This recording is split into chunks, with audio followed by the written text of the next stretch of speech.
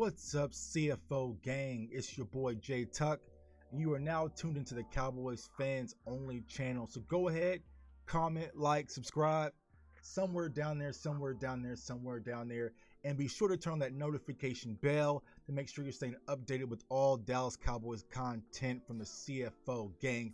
And give us a thumbs up, man. Let's get these likes up. Let's get these shares up. Let's build this channel and build this community. Continue the growth and success, because without you guys, there is no me. Now, unless you live under a rock, clearly, Cowboys Nation, we all are aware that our quarterback, Dak Prescott, was finally signed to a long-term deal, 4-year contract with the Dallas Cowboys. So we all can rest. We all can put our minds at ease. We can all kick back and relax just a little bit. But it's now really time to get back, focusing on football. And what it really comes down to it this time of year is free agency and also the draft. Now, I will say this. The guy we're going to talk about tonight, Rashawn Slater, I wasn't a fan of this idea originally, right? But shouts out to my guy, Cowboys Fan Talk, and also to my guy, Nix from Star Gang. They slowly started to plant the seeds like, Tuck, we might have to take this kid off as a tackle. We might have to take this kid off. I was like, no. But the more I started watching film on him, the more I started doing my research, I feel like this guy can help. And I'll say this. My biggest concern with taking a tackle, whether it's Penny Sewell, let me toss Penny Sewell out. Like, I think he's more of a premier, like, for sure, cannot miss type of offensive tackle that you cannot pass on, especially if he falls to us at 10. But when it comes down to Rashawn Slater, it's like, I feel like from the Cowboys standpoint, for some reason, y'all, they like Connor Williams, right? They don't seem to be wanting to move on from Connor Williams. Now, I know he's going to be coming up. His contract's going to be due next year. But I don't feel like the Cowboys are going to want to move on from Connor Williams. Now, if we were to draft Slater, my biggest question mark is you have Tyron Smith healthy. You have Connor Williams. Tyler Biadasz is going to be the starting center. You have Zach Martin back, and you have La'el Collins back. Where would his impact really be?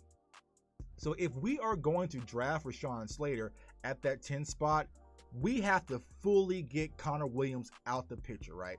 So what my mentality is he can come in, play in the inside for a little bit, for a few years, but also be that swing tackle in case La'el goes down, in case Tyron Smith goes down. Now we have an insurance policy. But if we're going to draft this kid and not let him get the reps over Connor Williams, I'm sorry, y'all. I am just not for it. So, Rashawn Slater, Northwestern, they just had their pro day today, and he tested well, man. And 6'4", 304 pounds, man. He's big. He's physical. He did 33 pounds on the bench, man. 33 reps on the bench. I just got out the gym, man. I got my 15 in. I was trying to get my 15 in. But Rashawn Slater, man, he is an animal, and you cannot deny that. And what is his real claim to fame, right? Let's be honest. He was an opt-out guy last year. He didn't play last year. So why are people starting to foam at the mouth when it comes to drafting Rashawn Slater? It's because he handled Chase Young. In 2019, when they played Ohio State, he kind of beasted Chase Young in that matchup that Northwestern had versus, Ohio State, man. So that's kind of been his claim to fame.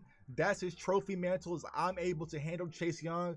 And for the Dallas Cowboys standpoint, we're going to have to deal with Chase Young for the foreseeable future for quite some time, man. So we better get someone over there that can handle it. Now, I am fully confident that Tyron Smith can handle Chase Young. I'm not worried about that. But we all know Tyron is starting to age.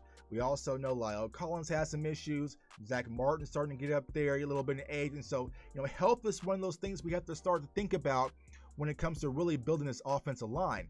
And like I said, we just signed Dak Prescott to a long-term deal. So protecting your investment is going to be critical at this piece, man. So it's like if you buy a brand new iPhone, right? You got to get a damn case for it. You're not going to just go out there raw without a case. You got to put a case in your iPhone, right? So the Dallas Cowboys just signed Dak Prescott to a deal. So I feel like if Slater is there at 10, I feel like that is a suitable option if the Cowboys are going to move on from Connor Williams. I would hate to draft this kid at 10 and have him kind of tucked and stashed away, because we saw that kind of happen with Connor McGovern, though he wasn't a first-round pick. But whoever we draft at this 10 spot, I want immediate impact, and I feel like this kid could add an immediate impact to our team. Now, I have been saying this frequently on the channel. That's why you can tune in, comment, like, subscribe, and join into our live shows.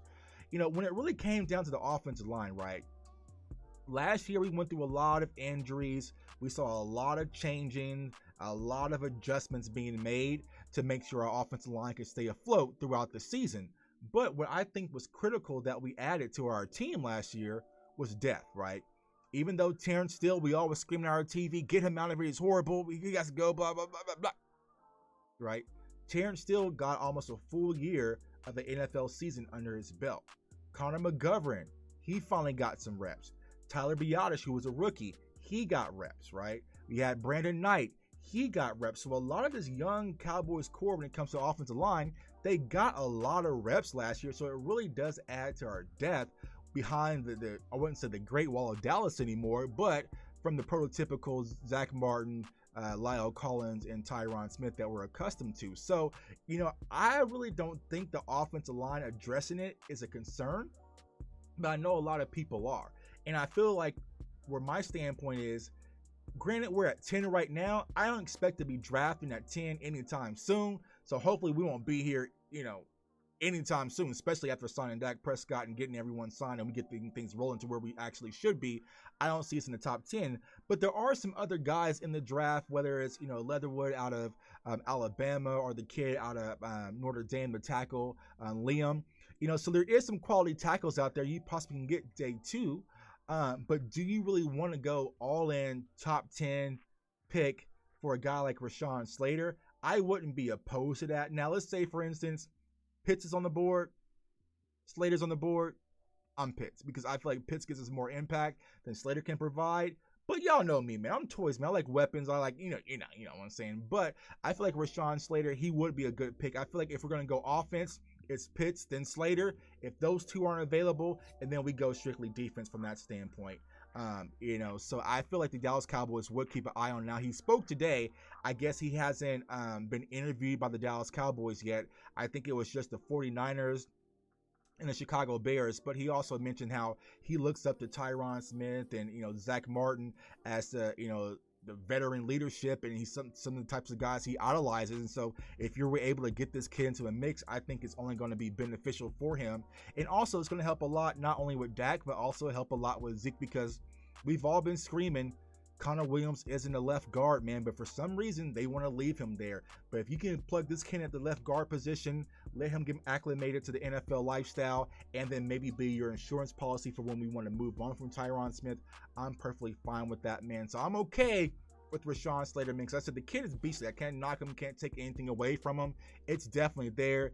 You watch the film, you watch the tape. He has all the intangibles. He has the footwork. He has the hand placements. He has the mental capacity. It's all there. Very intelligent kid. So if he falls to 10 and we take him, I'm not going to be too excited, but I'm cool with the pick, man. So let me know, comment below, how do you feel about the Dallas Cowboys drafting an offensive tackle, Rashawn Slater, or maybe a different tackle? Maybe it is Penny Sewell. I feel like if it's Penny Sewell, that's a given. You got to take the kid if he falls to us at 10, but with Rashawn Slater, let me know, because I know a lot of you guys who watch my show is defense it. There's no offense in that top 10 pick, because we got to address the defense.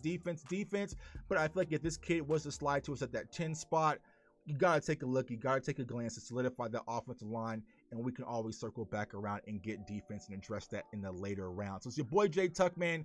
Comment, like, subscribe. I appreciate all the support, man. This channel is growing tremendously. We're almost a 1 year in, man. So like I said, I cannot build this channel without you guys.